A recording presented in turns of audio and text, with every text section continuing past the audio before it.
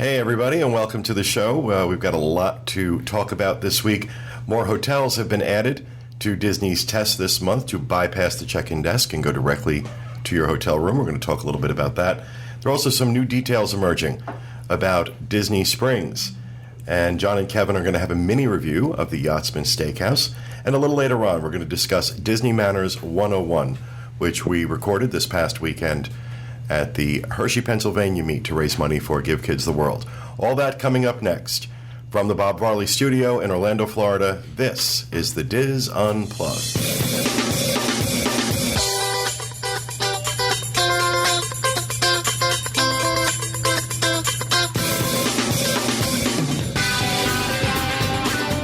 This is the DIS Unplugged, episode 713 for the week of June 17th, 2014.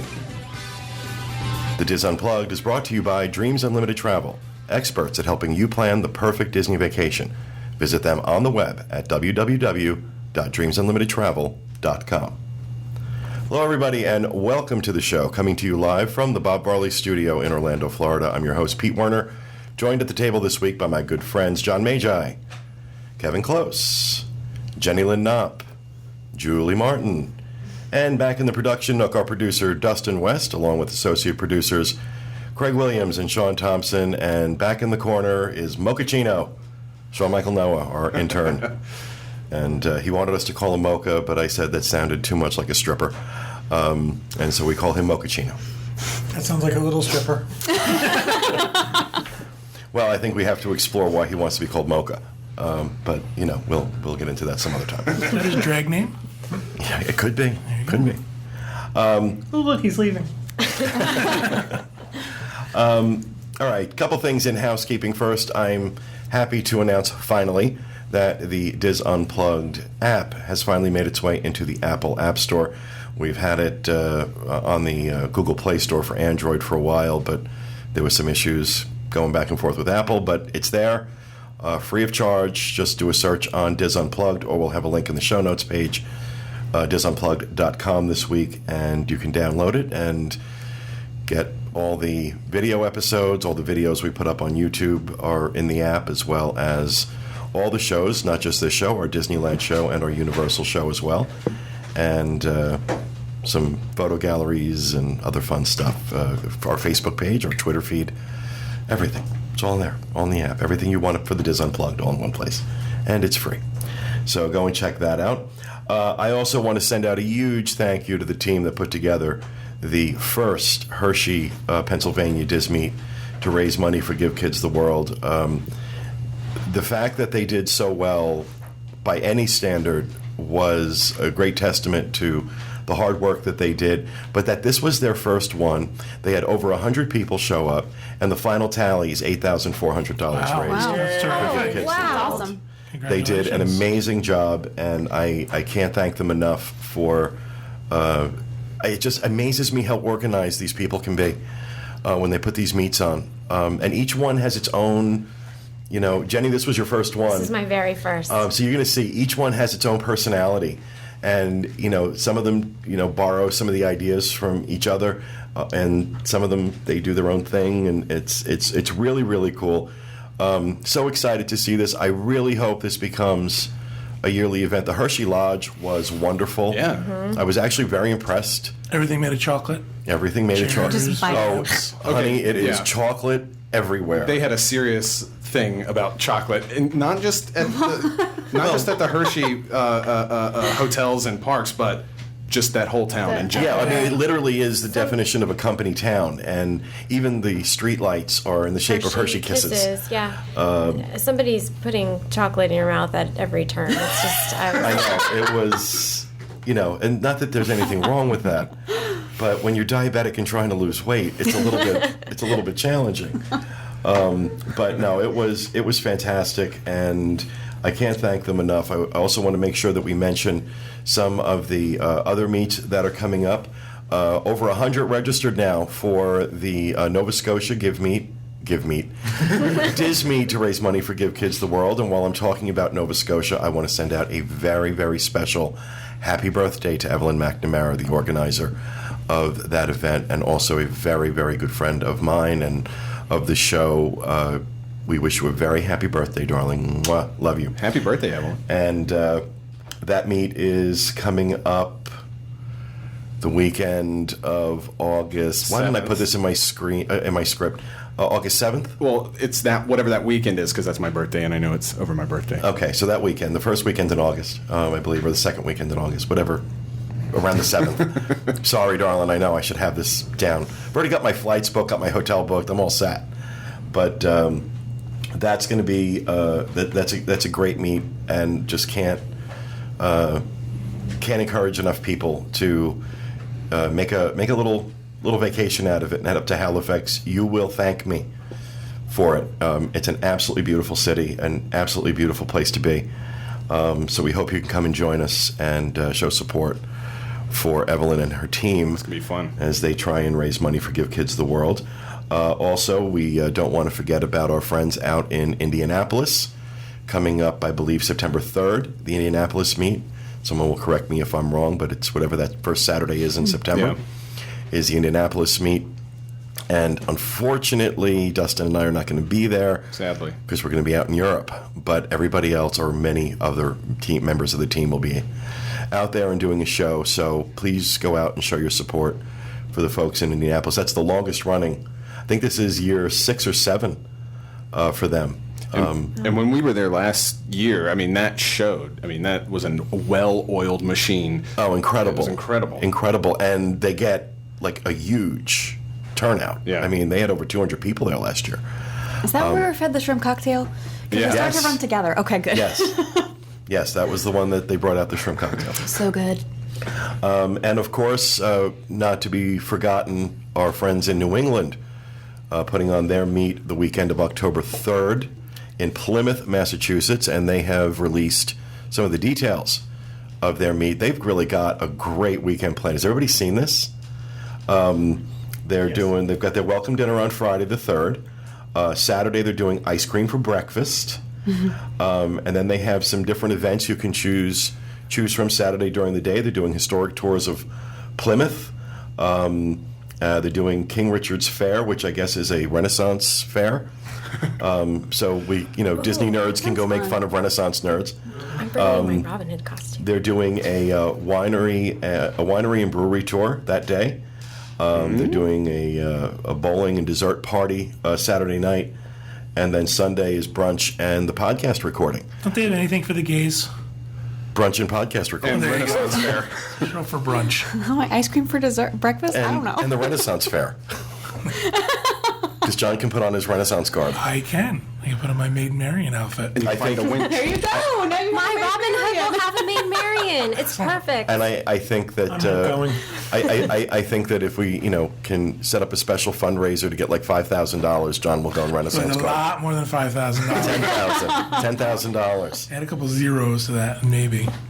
So they're selling T-shirts that are $10 a piece, and they have a full weekend package that covers all the events for $75 for adults, $50 for children. Children under 4 and under are free.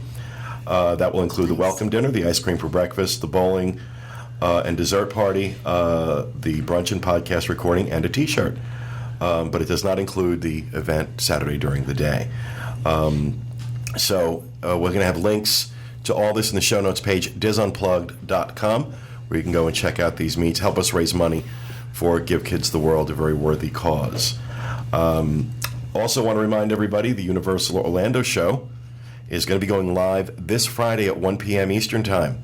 And they're going to have their full coverage of Diagon Alley, because you're going to get to see it finally. Yeah, it's going to be exciting. And we can tell by the look on your face how excited you are. Now, is there really an official open date yet? Because there's a lot of stuff swirling around. It's going to be June 30th. Yeah, they started selling vacation packages that promised you could go in and have breakfast at the Leaky Cauldron, kind of the same way you could have breakfast at Three Broomsticks whenever the last one opened up. And so those started... Yeah, but when the last one opened up, that's when they screwed a lot of people. They sold these packages. They charged an extreme amount of money for these packages and didn't bother to tell anybody until you were walking in the park that you were only going to be allowed in Wizarding World for 2 hours. And there were damn near riots because of it. I hope they learned their lesson and they're not going to screw their guests this time the way they did last time. that definitely put a bad taste in my mouth, because they did no guest recovery whatsoever. There were people screaming at guest services about this, and I was one of them. And they did absolutely no guest recovery whatsoever. And, we can make all the comparisons between Universal and Disney that we want. When it comes to guest service, they still have a lot to learn. And I wonder, in the years since the opening of Wizarding World, if they've learned it, and we're going to find out when those packages people start using them. This year, I wasn't going to get sucked in, and so I didn't buy it I didn't buy the package because of the experience I had last time. But we'll see how they do it this time. But still very excited to see Diagon Alley, and.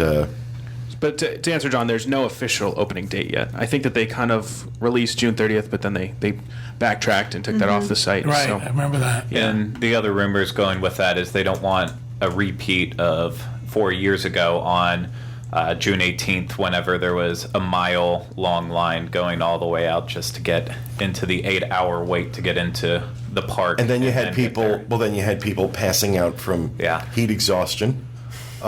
Because there was no covering at all, and those lines were literally. There was a line wrapping back to Marvel Superhero Island. Oh man! To get into Wizarding World, and it was crazy.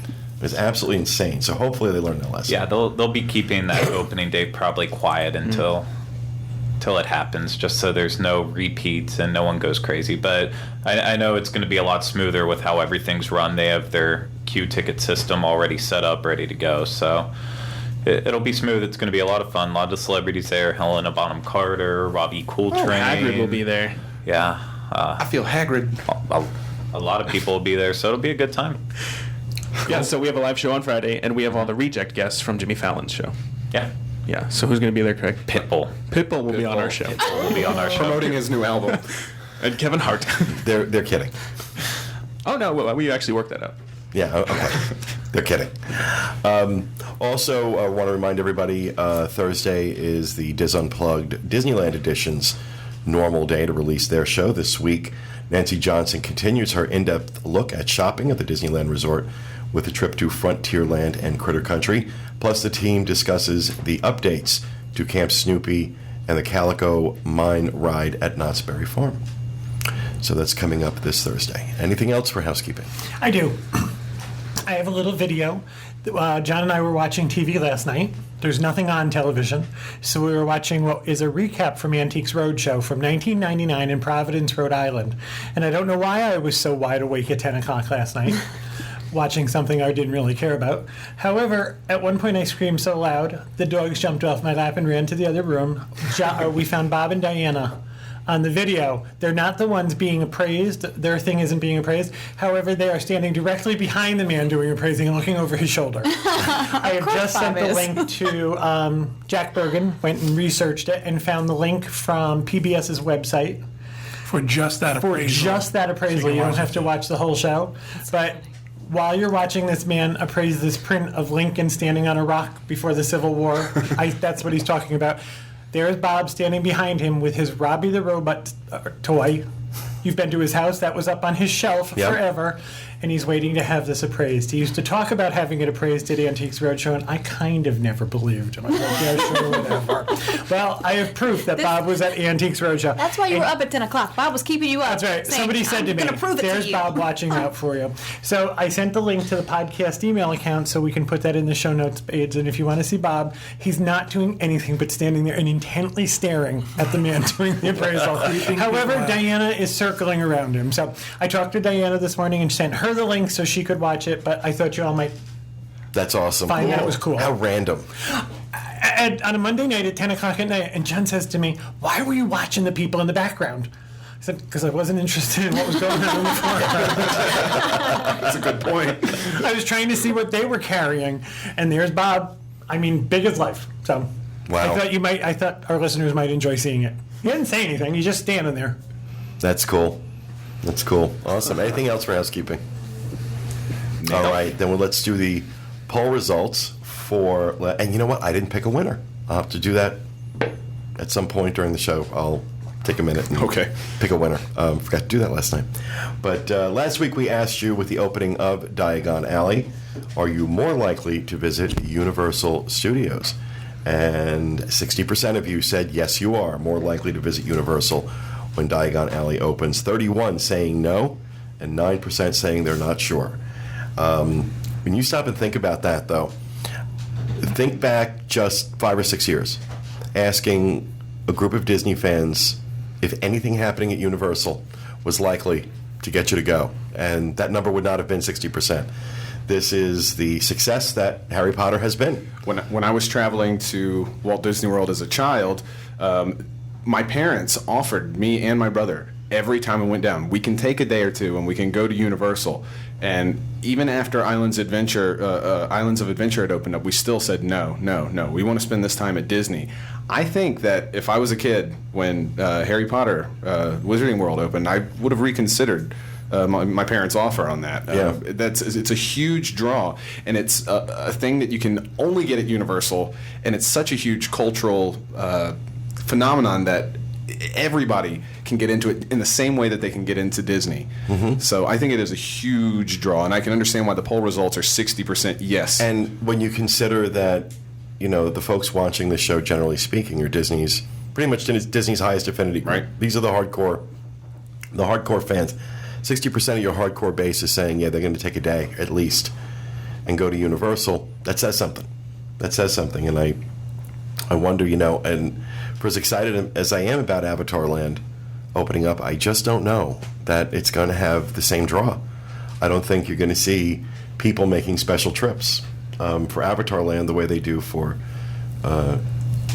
Wizarding World of Harry Potter. And I think some of that's going to depend on the attractions that Avatar Land has. I mean, we know that Diagon Alley is going to have that Gringotts Bank ride. It's supposed to be, absolutely mind-blowing. That's going to be a huge draw. Yeah. So I don't know if Disney will provide an attraction that's on par with that. I also don't know that people are coming to Orlando just to go to. I don't know if our group is coming to Orlando just to visit. Not Universal. our group, but there is a group that does for that. But I think making a special trip to Orlando, I don't know what that would be. Would you make I guess that would be a different question. Would you make a special trip to Orlando just to go see Diagon Alley? Thank you. Well, I think what's important to remember is that you have a very large fan base that is all about Harry Potter. Yeah. That really could care less about Disney per se. And I think, that there's also that audience, which I don't think is reflected in this poll, that audience who will absolutely make a special trip. And, if Universal continues doing what they're doing, they're going to build that fan base. They'll have their own rabid fan base the way Disney does. Whether or not it'll be as large remains to be seen. But again, we've talked about it, the amount of money that Universal is investing, that Comcast is investing in Universal. These type of expansions are going to continue happening. Yeah, I agree with you, Pete. I mean, I know a significant number of people that make trips to Florida just for Halloween Horror Nights. And the Harry Potter brand is obviously so much bigger than, a Halloween party. So I wonder what they'll do for Halloween Horror Nights now that part of Harry Potter. They've already confirmed that this year nothing's happening. Okay. Whether that'll change next year or in future years, I'm not sure. But I think it's probably going to be really tough with the intellectual property, especially with JK and working that out.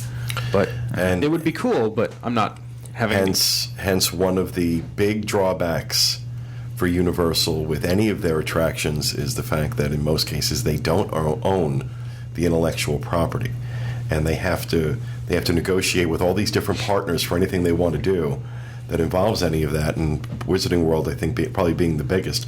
I know Warner Brothers watches everything they do with a very close eye. Well, the other thing is Universal Studios is out of space. They have the same problem that Disneyland had for many, many years. You've now reached the borders. So any expansion means taking out something else, unless they start to build up. There's that. So, I mean, they have run out of... Well, but the bottom line is when you have enough money, you can buy the space you need. And you have a corporate parent with very, very loose purse strings right now where this property is concerned. If they think they can make their investment back, even though it would cost them a fortune to buy land. Because Universal had a lot more land at one point. Universal also owns a piece of land south of the property that's not anything's being done with, so that's possible too. But isn't it bordered by I-4 and... Also, Oh, okay. Well, there's a will, there's a way. yeah. And if you have enough money... I also think this poll speaks to the fact that Universal proved themselves with the first part, with the first Wizarding part, World. with Wizarding World, in that people were skeptical. What is it going to look like? Is it going to be true to it? Is it going to be okay?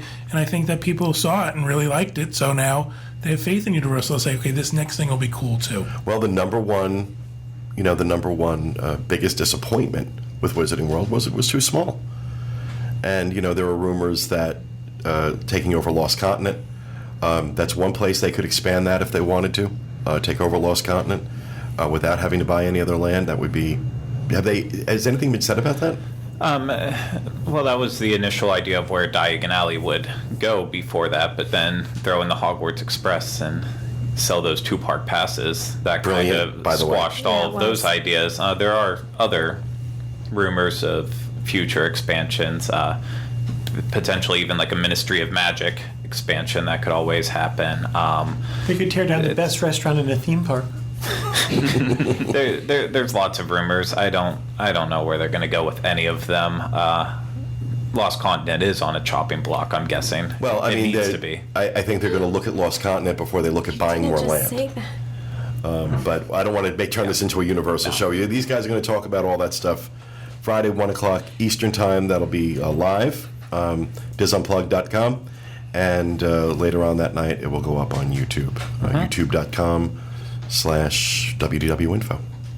So, all right. With that, we will go over to Johnny with the news. All right, our first news story. Toll Brothers, Inc. buys Disney area land for new homes.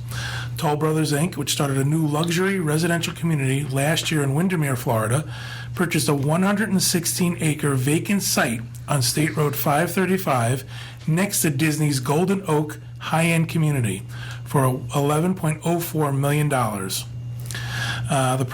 property previously had been approved for 210 single-family homes. Reports indicate that the company is planning a new luxury residential community for the site, and this builder's fourth Central Florida community. This will be this builder's fourth Central Florida community, and 2 other Toll Brothers communities in Windermere have homes listed from the 800,000s. So what is this going to be like, Ghetto Golden Oaks? I think so. I think Golden Oaks without the amenities. I think it's going to be Or the charm? I think it's going to be super high-end mini mansions that won't have the Disney affiliation that Golden Oaks has. So probably 800,000 versus $1 million plus. Definitely in my price range. Right, exactly. People will buy them. Starter home. People will definitely buy them because of proximity to Disney. Yeah, I mean, it's interesting. It's interesting. Disney doesn't already own that land? Nope. Yes, not. Nope.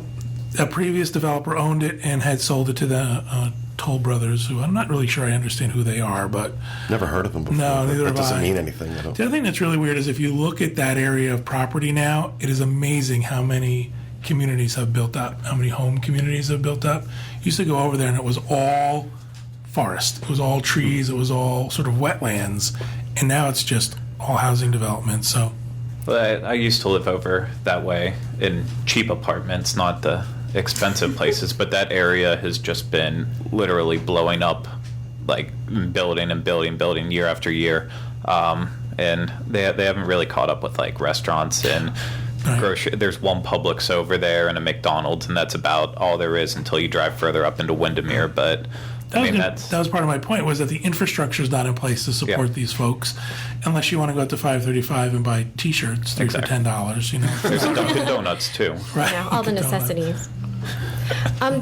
Is there any word on what kind of concept this place is going to have? Like Celebration definitely has a theme and a concept that they have built their town around. Is there anything like that? There was nothing in the story. I don't think they're even at that point yet. They just purchased the land. But I think they're really going to go for that sort of high-end, compete with Golden Oaks, but not offer what Golden Oaks offers type of thing. I have to correct you because Anna does me all the time. It's Golden Oak, no S. Oh. She works there, so, she gets a little uptight about There's that. only one oak on the property. And it's made of gold. Really. Yeah. All right, our next news story.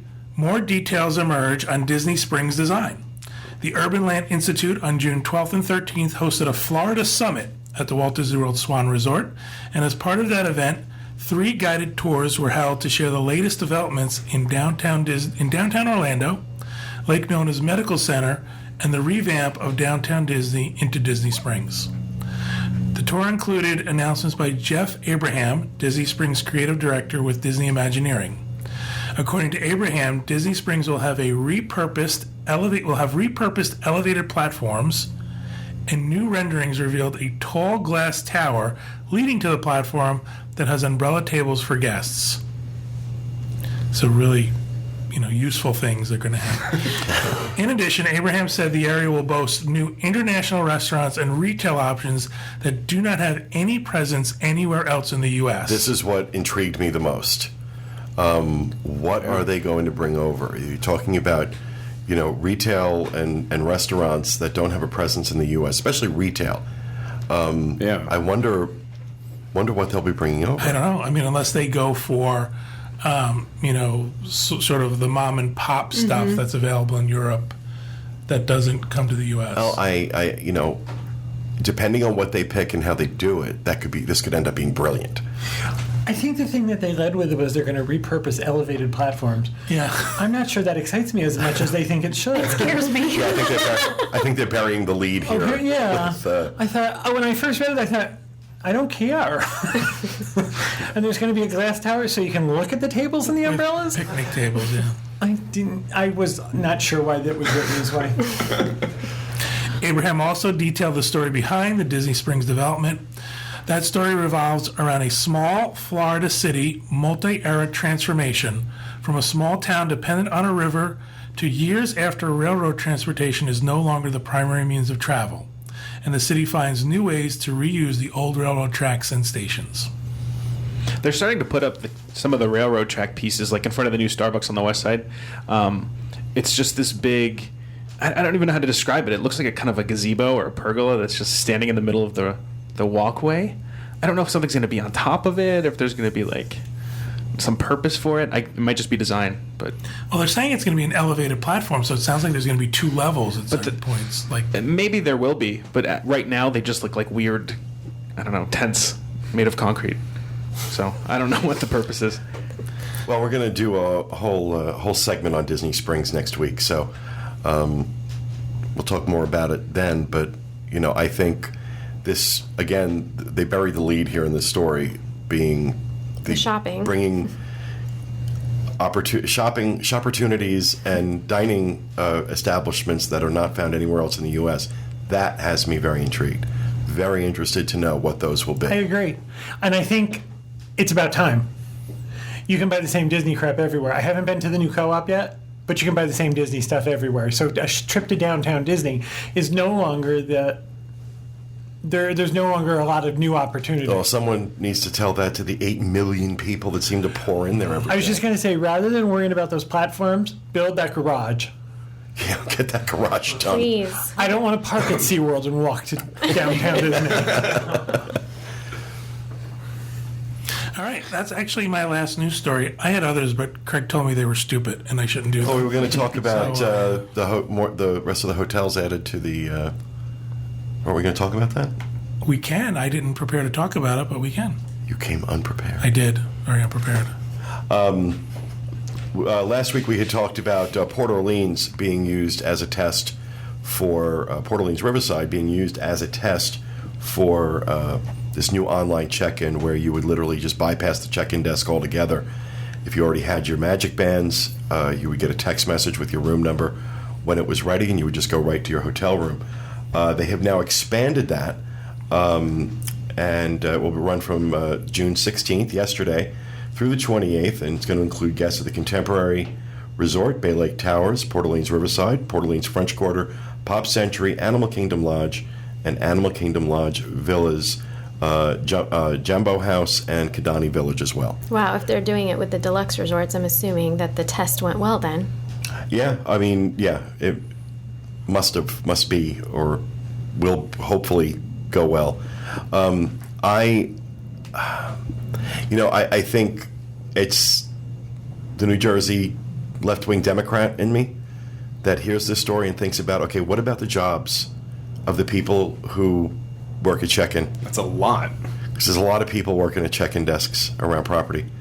And this feels to me like, what's going to happen to those jobs? Well, in the same way when they did FastPass Plus, now I know that's not really taking away a lot of jobs because these other guys, found different positions in the rotation of the attractions. But what happened with FastPass Plus is they had to create people to assist with the new system. And I think what you'll see instead of the traditional check-in desk might be people with, computers standing by to assist with any problems that might be right, happening. but fewer than you have now. Yeah. I also think there's a personal, I don't want to say you form a personal relationship with somebody at the front desk, but there's a face when you check in. Right. This seems very impersonal. One of the check-in process can absolutely influence your stay. A great cast member can really set the tone for your vacation. By the same token, a not-so-great cast member can also ruin the tone of your vacation, or at least on the first day or two. I've had that happen. The Disney is, while I applaud what they're doing with technology, they run the risk of losing touch literally with their guests. One thing, Randy Garfield, who was the president of Walt Disney Travel for many, many years, just retired recently. I'd interviewed him years ago, and he said, well, we're definitely a high-tech company. I also like to think of us as a high-touch company, that we look for opportunities to interact directly with our guests. And I wonder how much of some of this technology expansion that they're doing is going to affect that, and what the impact is going to be. Look, I'm not going to sit here and say I look forward to check-in. It's my least favorite part of any hotel stay. I actually really like it because I talk to the person and they that's the difference. give me Is the you map like people and and they you tell talk to me them. where I do. I'm sorry, I like people. And they explain to me where my room is, which always helps me feel better because I get lost very easily. And they just kind of explain what I can expect. I think that now I might just walk into a hotel and feel confused and overwhelmed and freaked out a little bit. I think the opportunity here for Disney is not to lose these check-in cast members, but to reassign them a new role, similar to what Dustin said, in that now they're there to help you and answer questions. They're to help you with park maps and things, rather than going through the check-in process and taking your credit card and explaining all that. Now they become more of a customer service rep rather than a salesperson. Well, I hope that these jobs get absorbed into other roles, that these folks just aren't kind of cut loose. And I have no reason to believe that they will be. I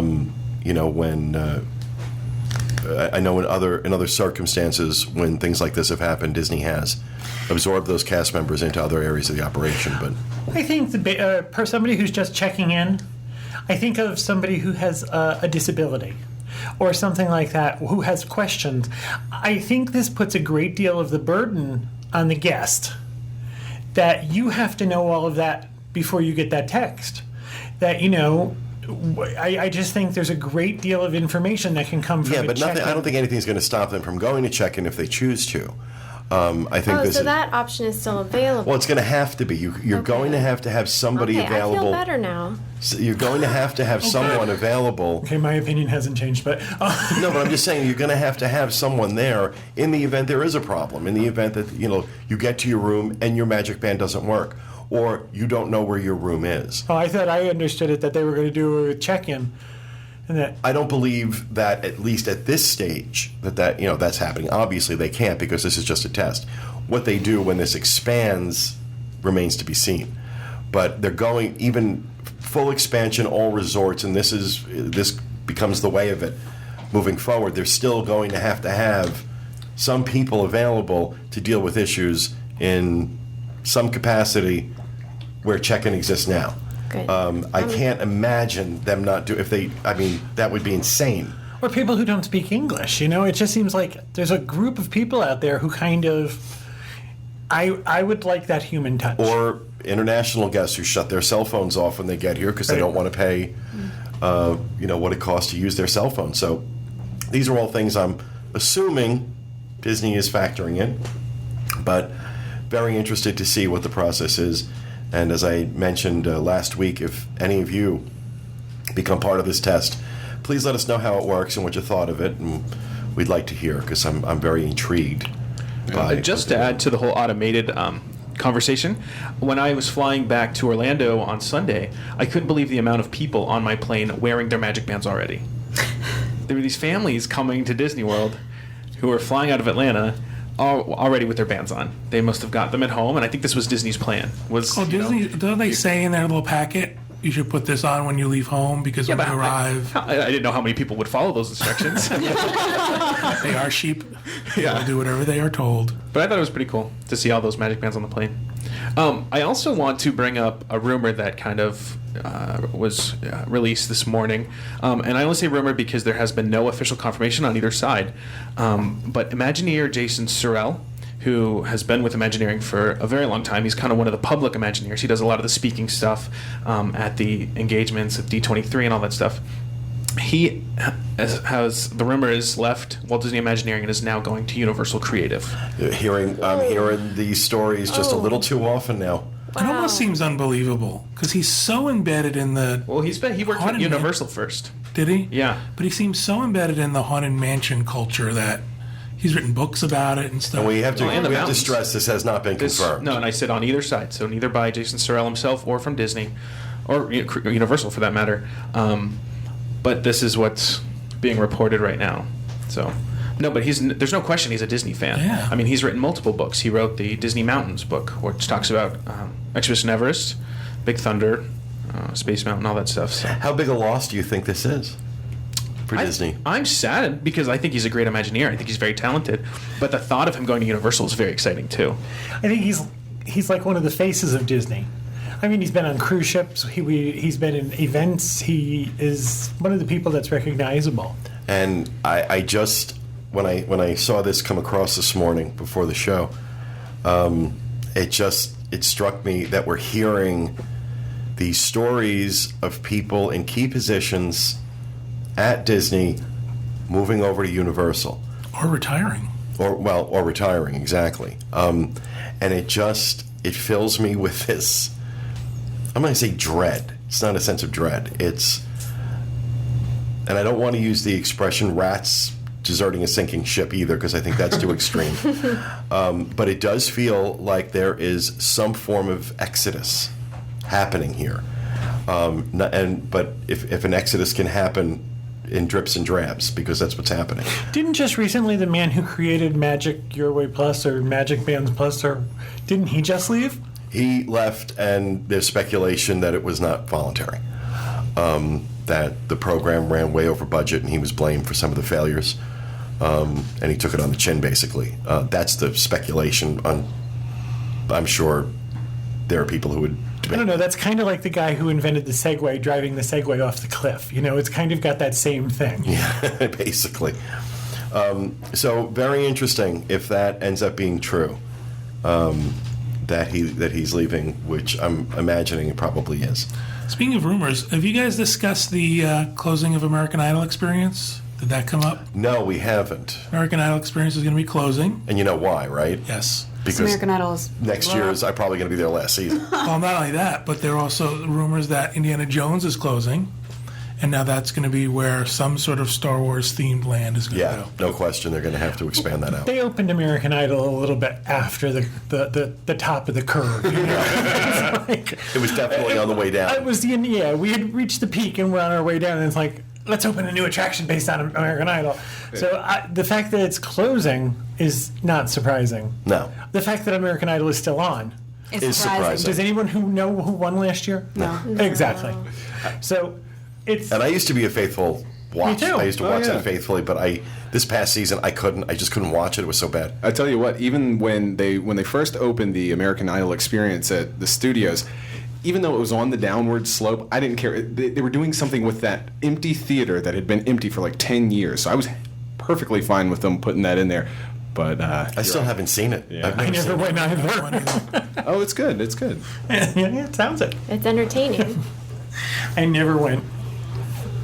So yeah, that's no, that was my foot rubbing. I also think Indiana Jones is kind of tired. Oh, tired. I was being It's polite. exhausted. It is. It needs to be euthanized. It needs to be put out of its misery, and ours. So yeah, there's no question. I think that whole Echo Lake area is going Star Wars. Yeah. And but I've been seeing online though, there's definitely been a mini backlash to that idea. You've got this small but vocal group of Disney fans who are like, Star Wars has nothing to do with Disney. It doesn't belong at Disney. Get it out. Get it out.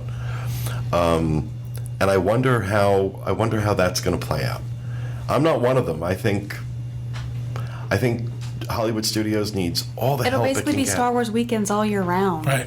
And that doesn't excite me at all. Doesn't excite you, but It excites a lot of other people. Yeah, a lot of people. It might make me avoid that park even more. Oh, we'll see. We'll see what happens with it.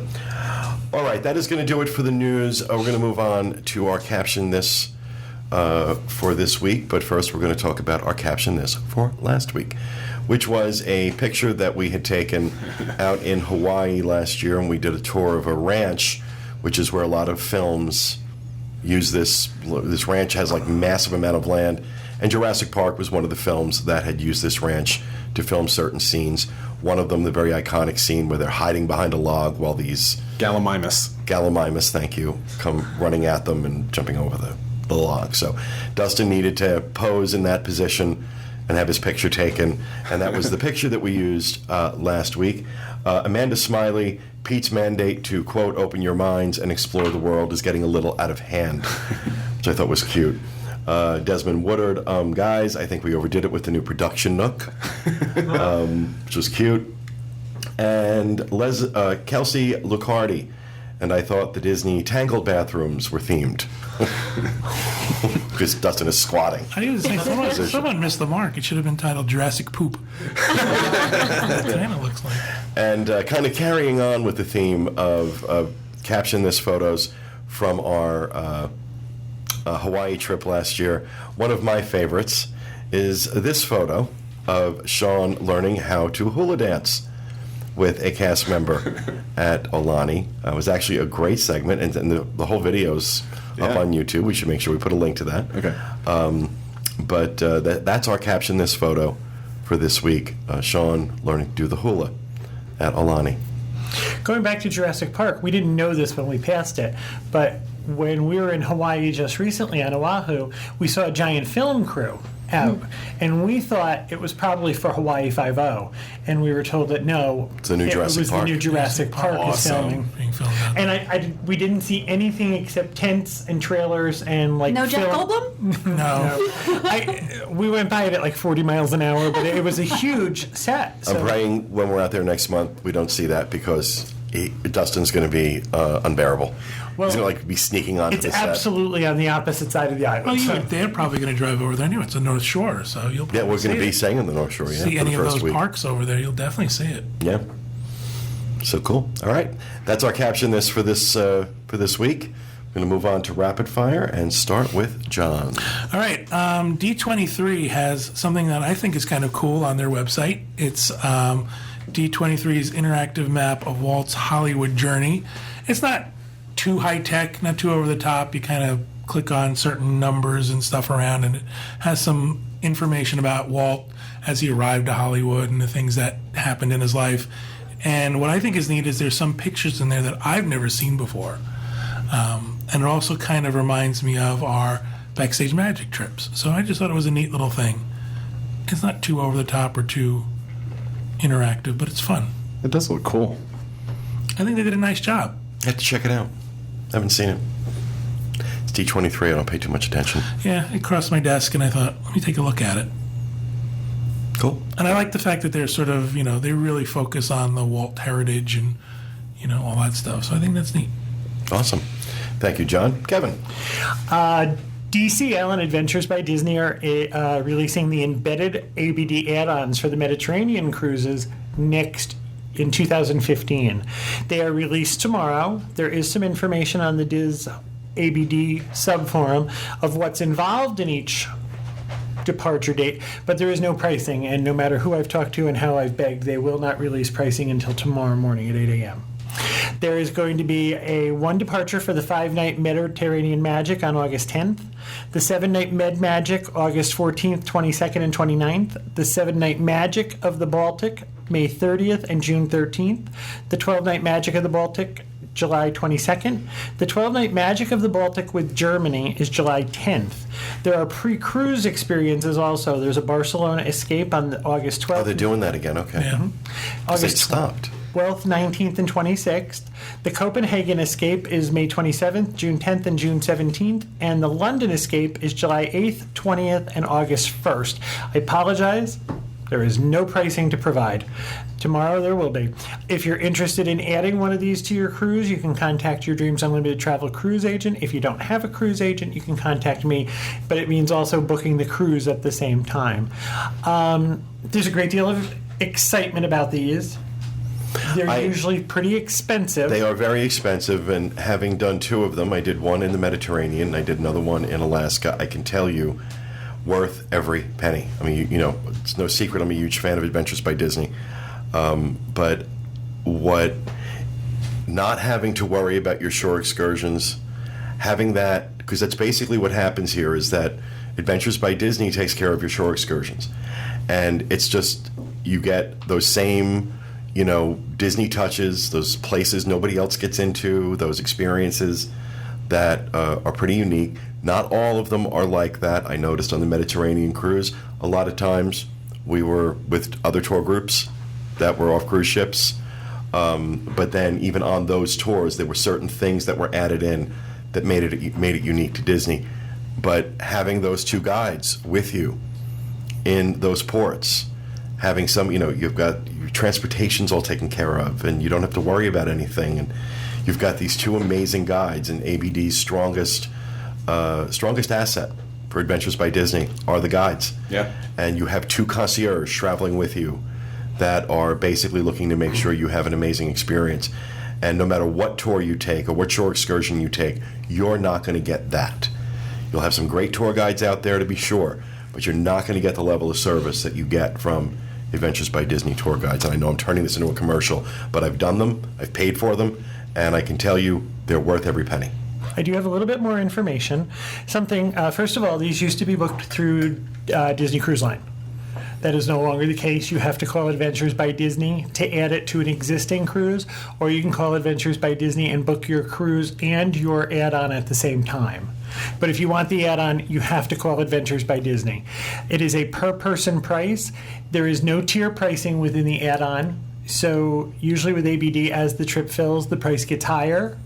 That's not going to happen on this. They're going to be the same price for everybody on the trip, and there is no single person supplement. So everything's for 2. If they decide that it's $3,000, no, it's $3,000 for everyone. Whether you're a single or a quad, you're paying the same amount. And please, $3,000 is just a number I've made up. But whatever the number is, it's the same for every single person on the trip. There is no tier pricing. Also keep in mind that these add-ons also include events that happen on the ship. It's not just in port. On your sea days, they're always planning something, whether it is something as simple as like a little dessert buffet or something like that. Or but a there's always naturalist something. or a guide telling you about the port you're going to visit, kind of thing. Exactly.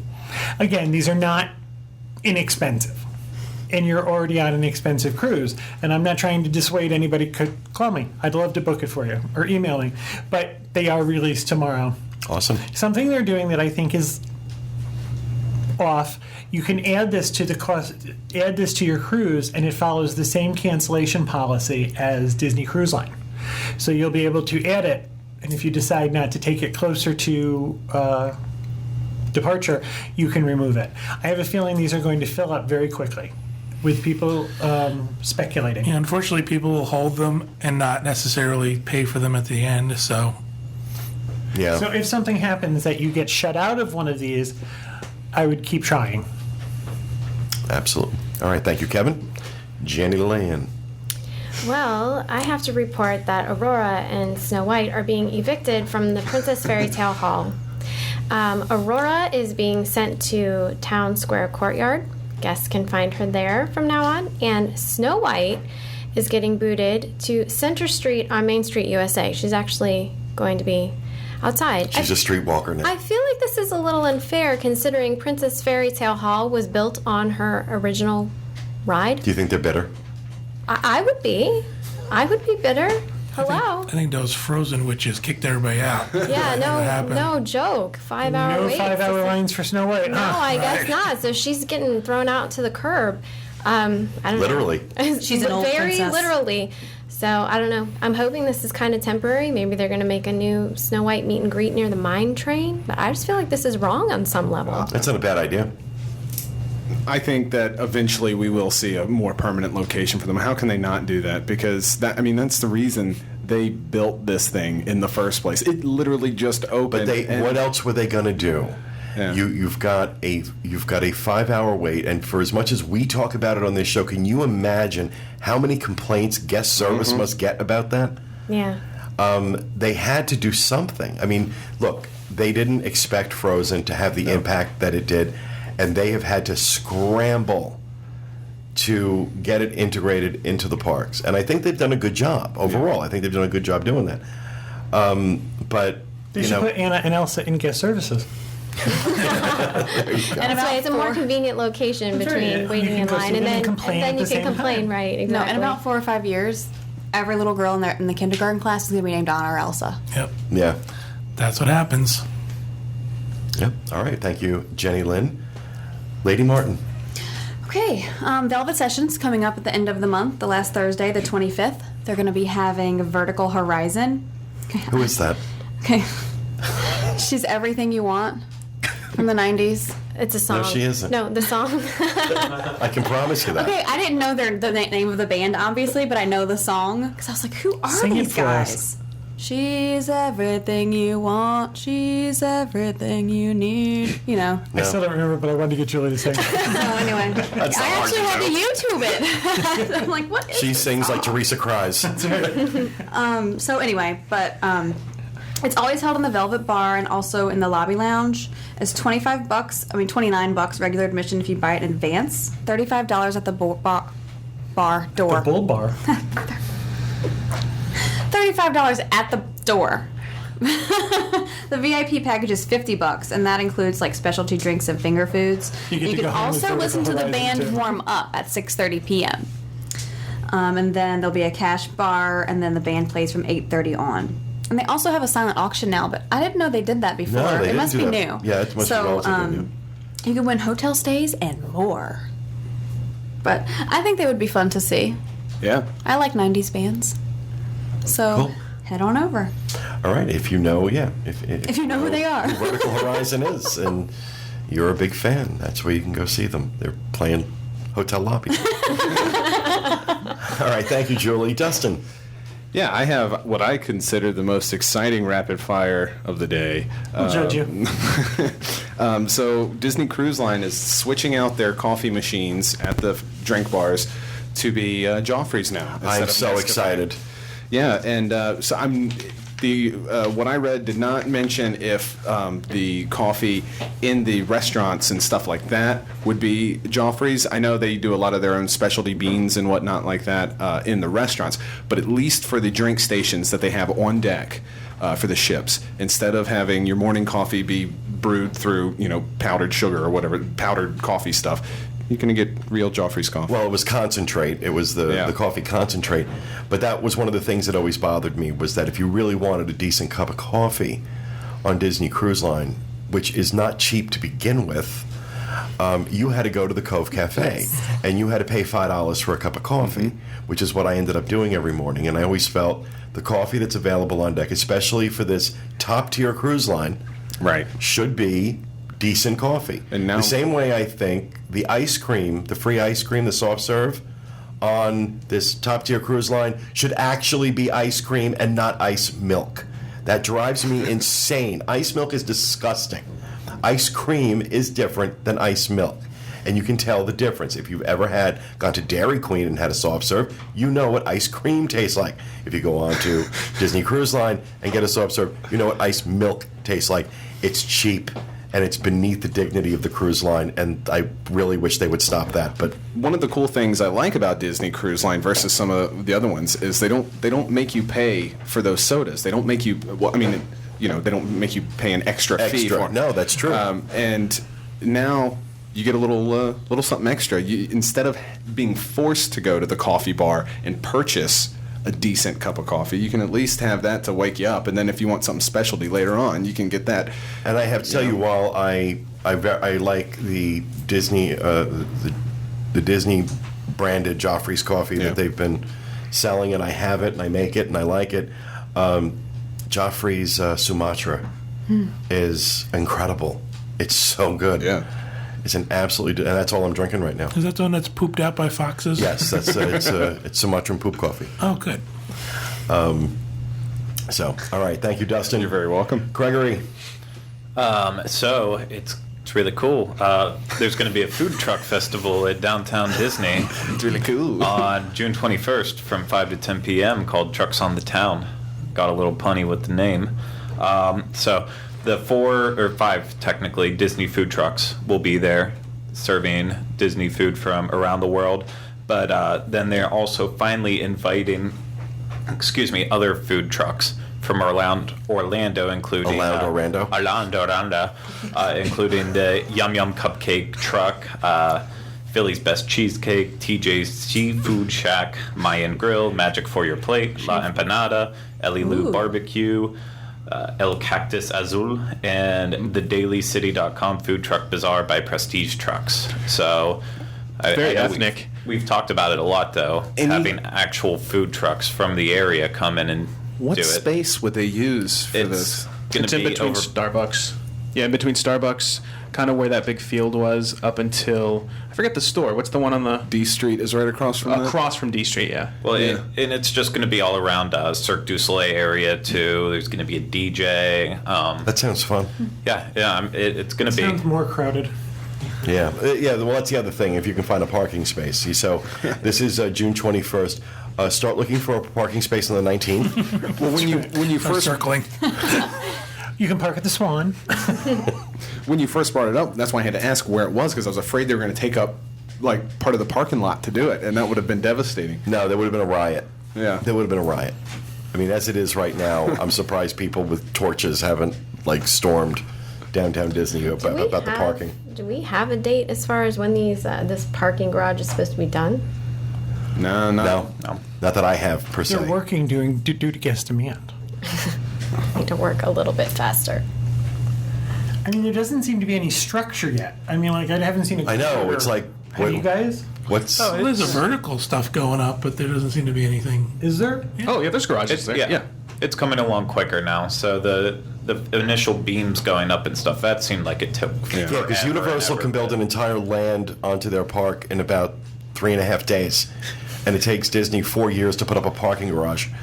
And they don't have to go through zoning the way Universal does. That's Reedy Creek. Reedy Creek is their zoning board. They have their own zoning board. That was the deal Walt struck with the Florida legislature to bring Disney World here. And Universal is embarrassing them now with how quickly they're developing things and building things and how long it's taking Disney to do it. So I was going to make a terrible joke and say, unlike Universal, Disney would have to pave paradise to put up a parking lot. Oh, God. Like a good Joni Mitchell reference. Yeah. All right. Now it's time to move on. Sean. All right. The Yankee Trader at Magic Kingdom, which is across from Haunted Mansion, is going to be closed from July 7th through September 30th.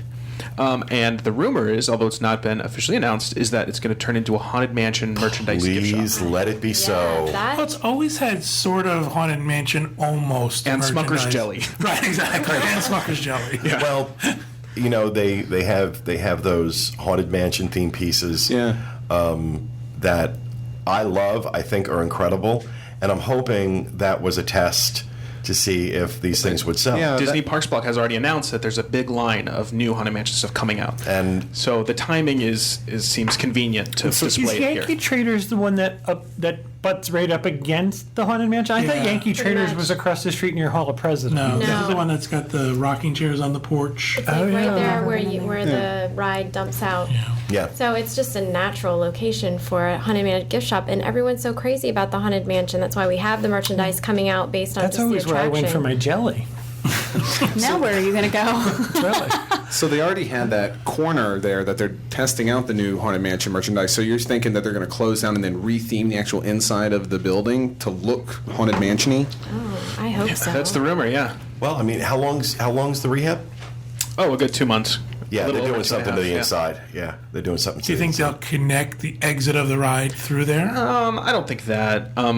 Because it's a little farther away. Yeah. They have like to make like a past through tunnel. the pet cemetery. I think that would be fun. And actually, is the path? There's a path now to get to the Rapunzel bathrooms in between, right? Yeah. Right. Yes. Yeah. So no, they're not going to connect it. But they used to have that Madame Leota cart. She was like a gypsy cart outside that you can buy all that stuff. So now But it didn't have enough stuff, and it didn't have the good stuff. it had a lot of Nightmare Before Christmas stuff. Yeah. Which is, Yeah. No, this is a really great idea. Yeah. This is a really great idea. So, all right, thank you, Sean. That'll do it for Rapid Fire. John and Kevin have a little mini review of the Yachtsman Steak House to do for us before we give you this week's poll. So, turn it over to you guys. Tell us what you thought of Yachtsman. We did not plan on going out and doing a review. We have some friends in town who invited us out to dinner, and so we thought we were just going to go and enjoy it, but we kind of had a good meal, so I thought it might be fun to sort of give a recap of what we ordered and what happened during the meal. We got there a little bit early, and we hung out in the bar for a little while. First of all, if you're hot at Walt Disney World, go to the bar outside of the Yachtsman Steak House. It's a degree. It's freezing. Yeah, it is. It's freezing. You can literally hang meat in there. I do. So we sat there, and I apologize. Again, I didn't find the recipe for it. I'm not a drinker, and I had a cocktail that I fell in love with. And maybe you guys can look it up and see if you can find the recipe while I'm talking. It's called the Smoked Turkey Cocktail. And it had no turkey in it. It was bourbon and assorted maraschino cherries and stuff. It's a turkey leg. Like garnish. Liquid turkey. It was just called the Smoked Turkey Cocktail. I loved it. I thought it was wonderful. However, it was very strong and made me a little tipsy. I'm not a big drinker, you know? And that's You're at very the Cruise brave. Cup Lounge? Yeah, whatever. Is that the that's one- yes, at the Yacht Club. I understand it's on other menus also. Oh, okay. So it's just called the Smoked Turkey Cocktail. I know it has bourbon in it. I believe it has some southern It's got or wild turkey. I'm sorry, do you have it? It's got two types of bourbon, Wild Turkey 101, Red Stag Black Cherry, Grenadine, Lemonade, Hickory Smoke, and a Luxardo Gourmet Maraschino Cherry. That just sounds like a smoky old fashioned is what That's that where sounds the like. turkey name comes from. Well, I ordered Turkey one, bourbon. and two of our friends showed up and said, "What are you drinking? It looks good," and tried it and ordered two more. So they were really popular that day. Great. We were called in right away. We had an early reservation, and we were seated. And I forgot. I've never been a huge fan of the Yachtsman Steak House. I've had a couple of experiences there that have kind of irked me. I ordered one. This goes back. This isn't this time. I ordered a tomato and mozzarella salad, and I asked the server if I could have some salt. I'm sorry, I can't eat tomatoes without a little bit of salt on Right. them. And he leaned down like I was in kindergarten and put his hands on his knees and said to me, "The chef thinks everything comes out of the kitchen perfectly seasoned." Nobody should eat it. I said, "Is the chef paying?" He said, "No." I said, "Then go get the salt." So there's always a little, in my opinion, there's always a little pretension. And I don't need you to be pretentious. I just need you to be good, silent, good, and not make eye contact. We're fine.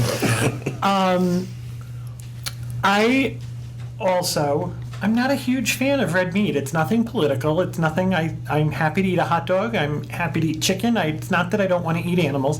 I'm just not a big fan of red meat. And the turkey dish that was offered, or the chicken dish, came with oxtail dumplings. Well, this didn't appeal to me either. So I decided to order off menu, and I ordered a bunch of an appetizer and one of the potato dishes and some sides, and I created my own dinner. I had a baby beet salad, which was prettier than it was tasty, but it was still good. It looked like an art piece. I ordered a twice baked white cheddar potato.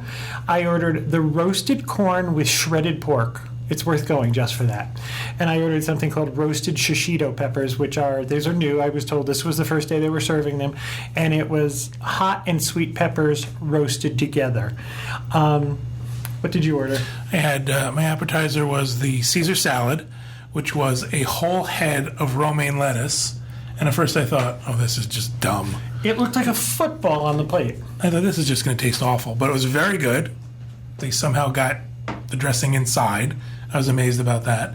And I ordered a New York strip, which was excellent, very good, very well done to the way I liked it, seasoned very well. But the big surprise was someone in our group ordered a prime rib. I am not a prime rib eater, and she gave me a piece of a prime rib. It was incredible. It's the best prime rib I've ever had. Wow. So now it's sort of changed my mind that maybe I will go back and order the prime rib. It's no secret, Kevin and I like the Bull and Bear. Mm-hmm. It's our favorite restaurant. We think it's the best steakhouse on property. I don't think that opinion has changed.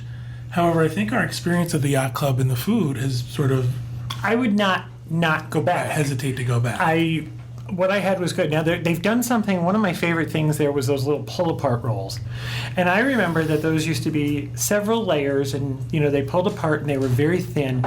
They seem to have changed that, and now there's it might come apart in 3 pieces, so you get it thicker. The other thing they've done is you used to get butter and then a little ramekin of roasted garlic. Well, now they bring you the bulb of garlic that's been roasted. And while it's good, it's a little less convenient to eat at warp speed. It slows you down with your pull-apart rolls. Everything was very good. We had a wonderful time. Then came dessert. And our waiter, again, this is where the pretension comes from. He was explaining one of the chocolate desserts, and it took 3 chefs 7 hours each to make each layer. There are 3 layers to it, and it takes each chef 7 hours to make each layer. And then apparently they all have to have a group meeting and put their layers together. This went on and on. It's just right. Pray over it. I got to be honest with you. If it's taking them 7 hours to make each of those layers, they need to hire new chefs. This is not a 21-hour dessert. It was good, but again, there was a great deal of pretension in.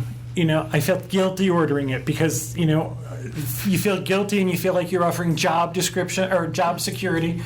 So. It was very good dessert. I think everybody enjoyed it. I don't think anybody had anything that was sent back or not eaten. It just was... Everyone who ate there was in our group had eaten there before. And the waiter comes over and says, is anybody new? No, we've all eaten here before. Some people many times. Well, he goes on to read the menu. And he goes on to explain the menu. And everyone's getting fidgety because they all know what they want. So and you want to say to him, if only you had thought of writing this down so we could read it. It's right there in front of us. So we get to dessert, and he starts to read the menu of dessert, and he starts to explain this cake, and Kevin slams his hand on the table and goes, I'll have it. And I'm like, it took you 21 seconds to order dessert that's taken them 21 hours to make. I just didn't, he stands there and he does a litany of what's in each one and how it's going to be plated. You're out with your friends who live in foreign lands or different places, and you want to sit and talk. And for 5 or 6 minutes, you have to wait while your waiter reads you the menu that is handed to you. So I think it's great for people who, can't read or people who can't see. He could tell by the way we were scarfing down our food that we were okay with all of that. So it just, the whole reading of the menu thing, I don't mind you saying to me, listen, I think the best dessert is this. Right. And then walking away. But to stand there and list every ingredient and every dessert, it's not increasing your tip. It's actually kind of making me angry. This is not a cheap restaurant. It was $160 for the both of us, including tip. I didn't order an entree. Right. Kevin had sides and an appetizer, and they do take tables in Wonderland. So it's still a good restaurant. It was good. We had a good time. We enjoyed our food. I've always had great experiences at the Yachtsman, and it's a kind of a go-to place for me now when I'm on property and I want to, somebody's in town or last month it was my brother's birthday, so we took him there, which watching my brother eat a steak is a religious experience because this boy can go through, he went through a porterhouse himself. You did with your brother Kevin? Oh, he's Yeah. Corey. Oh, Yeah. Went through a porterhouse. that's funny. Was it 24 ounces or something? Yeah, they had the porterhouses as big as your head. Exactly. It's crazy. Where I find the pretense there is when you ask for anything special from the chef. And I get it. Chefs are very proud of their menus and don't feel anything needs to be changed. But you're at Disney World, and there's a certain expectation. So my mother had this dish, this chicken dish, that was just unbelievable. It's almost like an Asian chicken dish. And I asked, there was one part of it that I really liked, and I asked if they could do me a favor and make me an entire portion just of that. And they wouldn't. They would make me, that dish to take home, which is what I did. But they, the chef doesn't do. We're not an Asian steakhouse. I don't give a crap. Whatever you're going to charge me, I'll pay. Just this is what I want. So stuff like that I've noticed. But the service has always been outstanding. The food has always been very, very good. It is expensive. There's no question about it. Just opinion. In my opinion, for the same price, you could eat in Bull and Bear. And I think Bull and Bear is a better restaurant. For convenience of staying on property, though, I can understand why people would. Absolutely. And it's more family friendly than Bull and Bear. We've taken Ferris and Finley there, and we've had a great time. I wouldn't take them to Bull and Bear. Oh, we see kids in there all the time. But they probably wouldn't eat there, with their food, is what I'm saying. Yachtsman will offer things that they obviously will eat. They do have the Yachtsman has a kids menu. Right. But I'm talking about chicken nuggets and things like that. I'm not sure if they would offer stuff like that. At Bull and Bear. Yeah. All right. Well, thank you for that, guys. Appreciate it. Before we get to the poll, though, this week's poll relates to the top 10 box office successes Disney has had. And I just happen to be going through it. And what do you think the number one? You're looking at my screen, so you just already saw it. What do you think the number one film by box office is for Disney? What do you think their biggest box office success is? Are we adjusting for inflation? No. Are we going with No, just exactly what I was animation? This is just all Disney films. This is not adjusted for inflation. This is based on boxofficemojo.com for their total box office sales, Including Marvel? including anything released by Disney. Correct. Okay. I would say the Avengers then. Number one, $1.5 billion in ticket sales. Frozen, number two, Already, huh? $1.25 billion. Iron Man 3, $1.2 billion. Pirates of the Caribbean, Dead Man's Chest, just over $1 billion. Toy Story 3, right by it, $1.063 billion. Pirates of the Caribbean on Stranger Tides. Alice in Wonderland, The Lion King. Wait, Alice in which Wonderland one? is that? Alice in Wonderland, $1.025 As in Tim billion. Burton? Yeah. Tim Burton. Oh, I'm sorry. Tim Burton. The Lion King at $987 million. Pirates of the Caribbean at World's End, $963 million. And Finding Nemo, number 10. So Lion King It's $937 the million. Is the only number. Lion King's the only cartoon animated, hand-drawn animated film in there. Correct. And it's also adjusted for inflation. It's by far the biggest. No, this is not adjusted for I'm saying, inflation. But if it said was, they did. $987 million I would is think actually what it did at the box office. If it was adjusted for inflation, Oh, I yeah. would bet Snow White was up there too. Right. That's a good point. But yeah. no, this is in terms of actual box Oh, office yeah. sales, top 10. So this is our poll question for this week. Which of these 10 films is your favorite? Head out to facebook.com/DIS Unplugged and let us know. And as we do every week, we'll select one person at random, which I forgot to do, but I will, and we'll announce the person next week. Okay. Along with this week's winner. We pick one person at random, $50 Disney gift card for that person if you answer our poll. And that'll be up a little later on this afternoon, Facebook.com/DIS Unplugged. So that is going to do it for this show. Coming up next, we have the show we recorded in Hershey, Pennsylvania this week, and talking about Disney Manners 101, or how not to be a jerk in a Disney theme park. That coming up next. Thanks for being with us, everybody. Have a great week, and remember, stay out of the damn lakes.